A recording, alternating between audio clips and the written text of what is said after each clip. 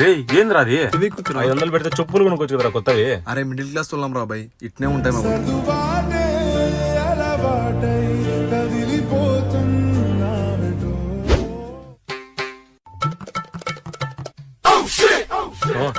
Change ఉంటాయరా?